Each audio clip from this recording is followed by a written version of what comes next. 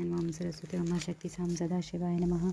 11वां अध्याय। ब्रह्मा द्वारा जगदम्बिका की शिवा की स्तुति और वर की प्राप्ति। नारद जी बोले, हे ब्रह्मन, हे महाप्राग, हे तात, आपसे इस प्रकार कहकर विष्णु के अंतर्धान हो जाने पर क्या हुआ?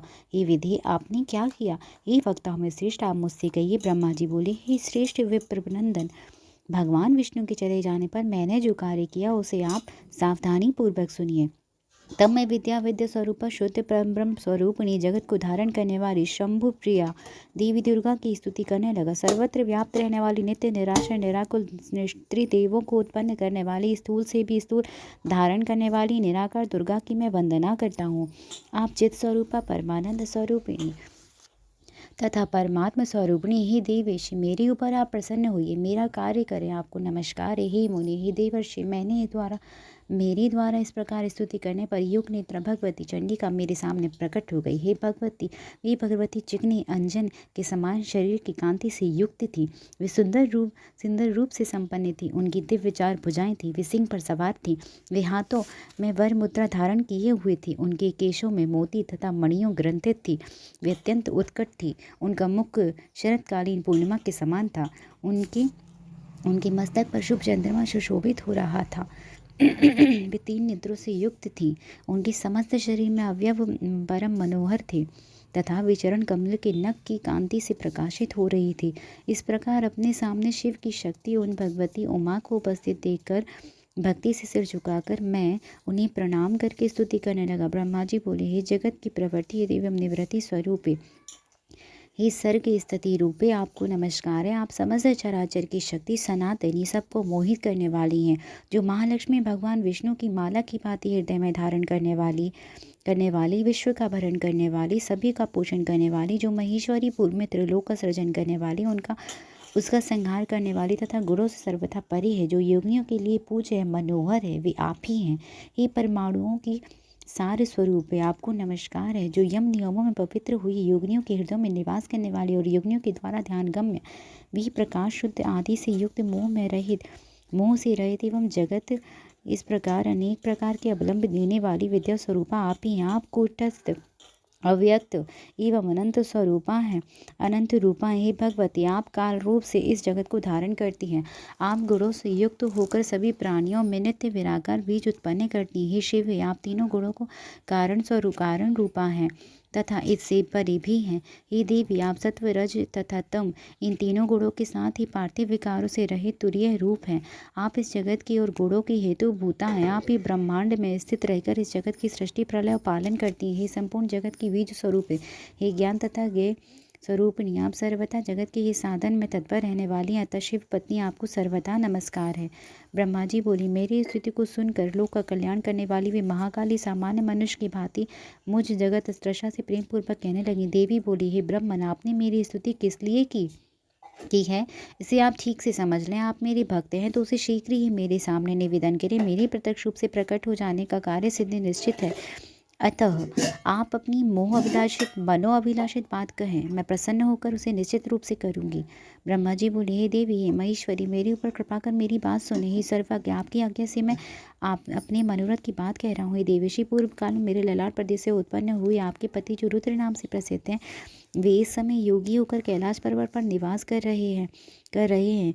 वे भूतों के स्वामी इस प्रकार अकेले निर्विकल्प समाधि में लीन होकर तप कर रहे हैं। वे निर्विकार होने के कारण पत्नी से रहित हैं और आत्मा में रमण करने के कारण दूसरी पत्नी की अपेक्षा नहीं करते। हे सत्य, आप उन्हीं को मोहित करें जिससे वे आत्मा भीर मन में उपरत होकर दूसरी स्त्री आपको देखें। आपके अतिरिक्त कोई अन्य स्त्री उनके मन को मोहने वाली नहीं होगी। इसीलिए आप ही दक्ष की कन्या बनकर अपने रूप से शिव जी को मोहित करने वाली हो। हे शिव, आप शिव पत्नी बने। जिस प्रकार आप लक्ष्मी का रूप धारण कर विष्णु को प्रसन्न करती हैं, उसी प्रकार संसार के हित के लिए इस कार्य को भी वैसे ही करें। ये देवी, जब उन शिव ने स्त्री विषयक अभिलाषा मात्र से मेरी निंदा की तो भला वे स्वेच्छा से किस प्रकार स्त्री ग्रहण कर सकते हैं?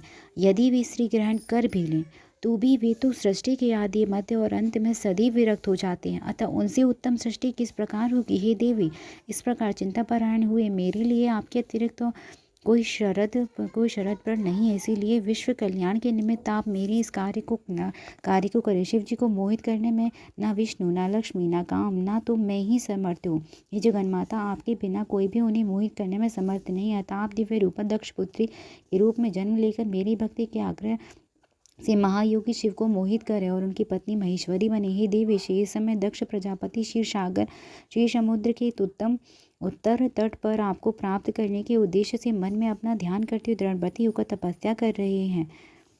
ब्रह्मा जी बोले। इस वचन को सुनकर वे जगदम्बिका शिवा चिंतित हो उठी और विस्मित होकर अपने मन में कहने लगी। देवी बोली, वेद वक्ता और जगतकार्य विधाता महान अज्ञान से युक्त होकर कैसी बातें कर रहे हैं। अहो, यह महान आश्चर्य है। ब्रह्मा के चित्त में ऐसा दुखदायी महान मोह कैसे उत्पन्न हो गया कि वे निर्विकार परमात्मा को भी मोहित करना चाहते हैं। ये ब्रह्मा मुझसे शिव जी को मोह का वर चाहते हैं, इसका कौन सा लाभ है।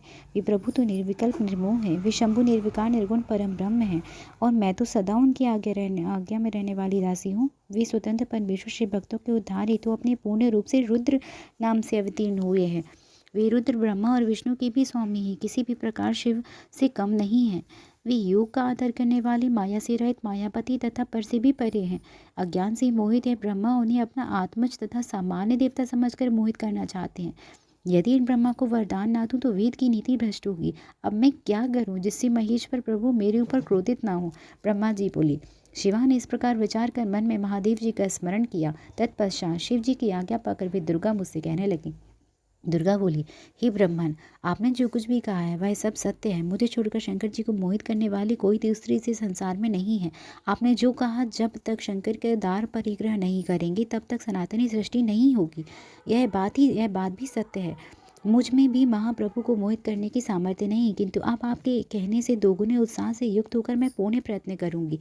हे विधि, अब मैं वैसा उपाय करूंगी जिससे शंकर जी मोहित होकर स्वयं स्त्री ग्रहण करेंगे। जिस प्रकार महाभागा लक्ष्मी जी विष्णु प्रिया है, उसी प्रकार मैं भी सती रूप धारण कर उनकी वशवर्तिनी बनूंगी।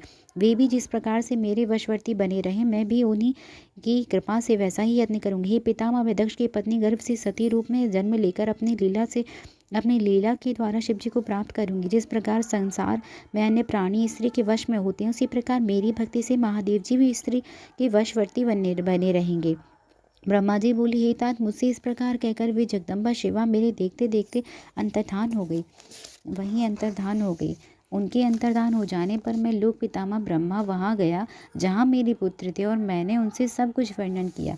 जय जय श्री शिव महापुराण 11वें अध्याय की जय। हर हर महादेव, हर हर Mahadev. Happy Navratri to all.